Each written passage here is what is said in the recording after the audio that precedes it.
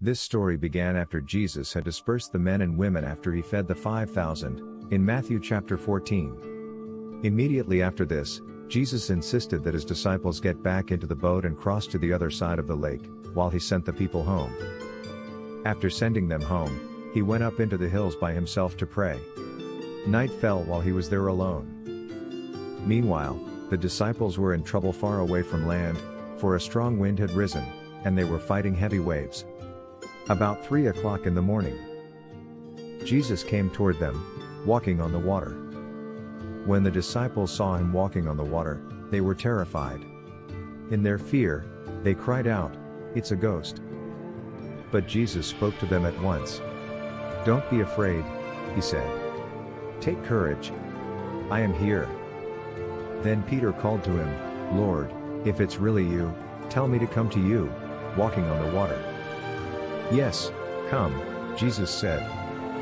So Peter went over the side of the boat and walked on the water toward Jesus. But when he saw the strong wind and the waves, he was terrified and began to sink. "Save me, Lord!" he shouted. Jesus immediately reached out and grabbed him. "You have so little faith," Jesus said. "Why did you doubt me?" When they climbed back into the boat, the wind stopped. Then the disciples worshipped him. "You really are the Son of God," they exclaimed. 5 lessons to learn from Jesus walking on water. 1. Faith over fear. When Peter stepped out of the boat and walked towards Jesus on the water, he demonstrated faith over fear. This teaches us the importance of trusting in God's power and promises, even when faced with seemingly impossible situations. 2. Keeping focus on Jesus. Despite the storm raging around him, Peter was able to walk on water as long as he kept his focus on Jesus. This reminds us to keep our focus on Christ in the midst of life's challenges, knowing that he is always with us and will guide us through. 3.